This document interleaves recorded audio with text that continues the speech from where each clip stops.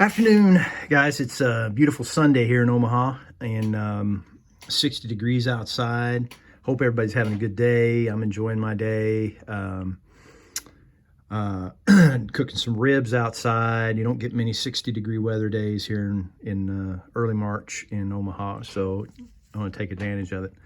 So I was getting ready to do some things with the Chevelle, and thought I would come on here because there was a conversation last night on the stream on is it Got Fuels model cars. Brian, he had a stream going, and there was like 7 individuals that had their screen up, and they were doing some building and talking through some stuff. And a question came up from I believe his name is Terry, but I think his YouTube handle might be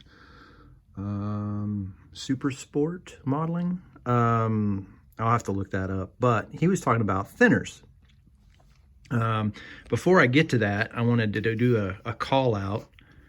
Mr. BG sent me his shop card, and I have a Dodge, so I'm very, very partial to this shop card. I have a Charger, so that looks really sweet. I'm usually pretty reluctant to do videos like this because we all see things on YouTube that we replicate. And it's hard to give credit where credit's due a lot of times. And there's a lot of builders out on YouTube that have learned things from these individuals that are basically godfathers of the hobby, that are on YouTube and spread this knowledge. So I've just been building for, at this level, 1.5 years. I didn't start plumbing and wiring cars until last year. So I'm very reluctant to share this because I don't have a whole lot of knowledge in my bucket, just what I've seen, right? But one of the things that they were talking about was thinners, and they were talking about this thinner in particular. This is a Mr. Leveling thinner. This is made by, I believe, Mr. Hobby. Yeah, right there.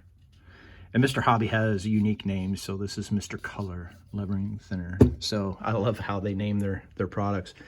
I've never used their paints, but I have used this thinner. And I learned a long time ago, not a long time ago, I guess about 1 year ago, I learned that this is like liquid gold as far as my building is concerned. So I'll explain to you why. In my experience, I use a lot of Tamiya paints. I use a lot of their acrylics. So this is an interior color, and I've got the lid off for a reason. I hope to God I don't spill it. But do you see that emblem right there? This little emblem with the diamond around it. What that tells you is this is a solvent-based acrylic. And what that means is it's not water-based, and you can use lacquer thinner to mix with this. This is something I learned from Grumpy Modeler showed me this. So one of his videos, he was painting a NASCAR car, and he showed this technique.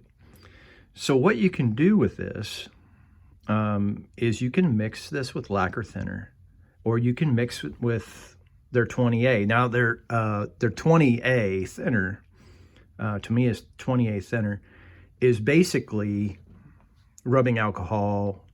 It's not totally rubbing alcohol, but it's it's a form of it. And that gives you a really good finish. The problem that I experienced with using 20A thinner is the finish comes out really flat and blotchy a little bit sometimes. So, and it dries really fast. So what Grumpy Modeler showed me is that you can take this. Now, what is this? This is Mr. Color Leveling Thinner. The name leveling in this product signifies that it's it has retarder in it. There is no better thinner with retarder in it than this thinner right here, in my experience. What this does is it slows the drying time down and it allows whatever paint you're mixing it with the opportunity to self-level and become like this ultra smooth finish.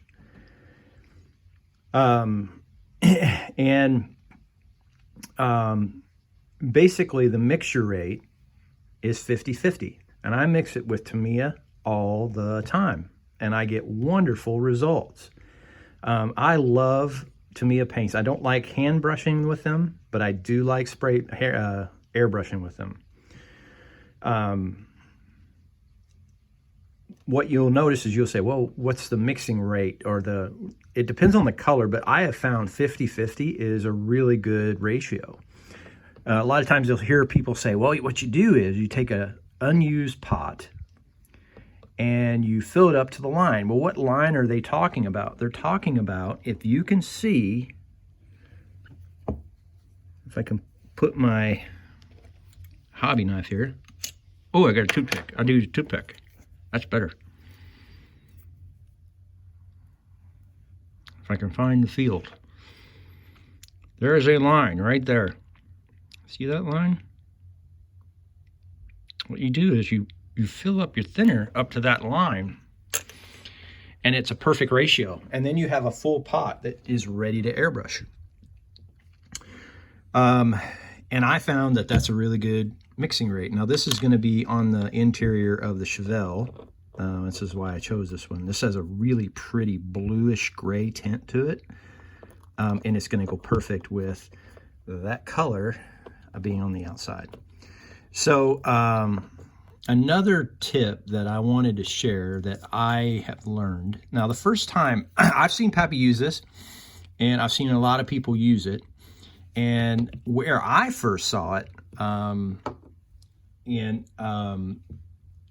was Don Yost. Don Yost uses this technique.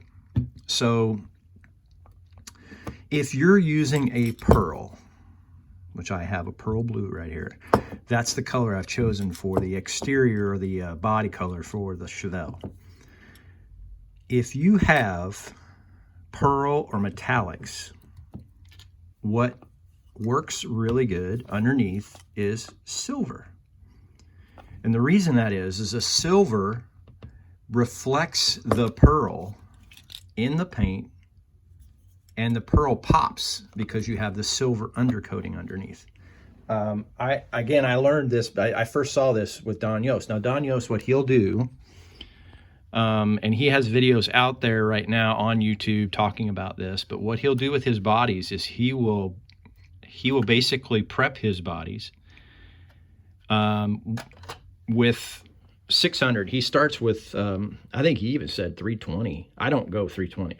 I start with my bodies at 600. 320 I found is a little too abrasive and shows scratches for me. It could be that I have a heavy hand, but that's what I found.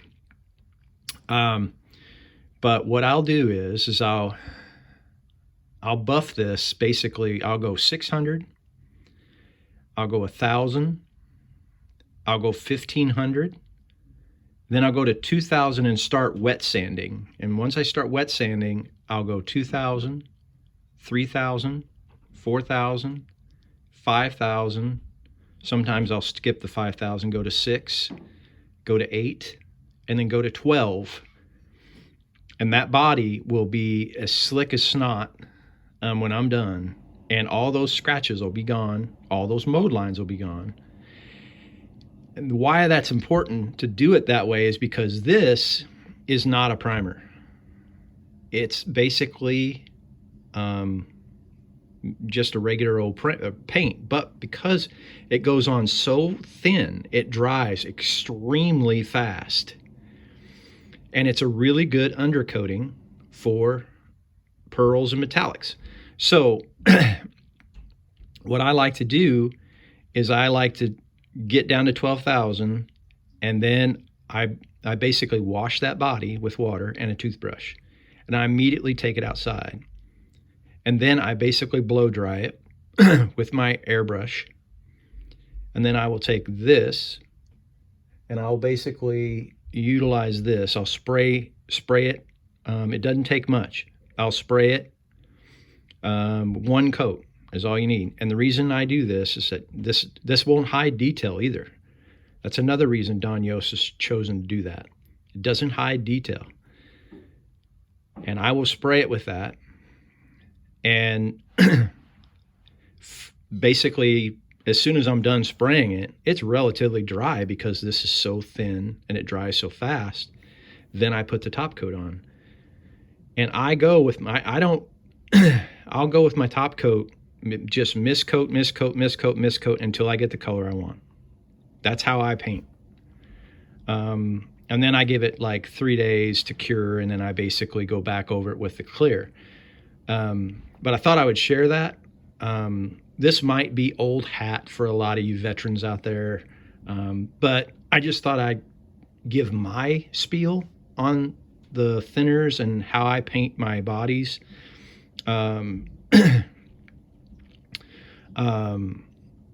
Because of the conversation that I heard on the chat last night. So I hope everybody has a good Sunday. I'm going to have some really good ribs today, and I'm really, really thankful for a good day today.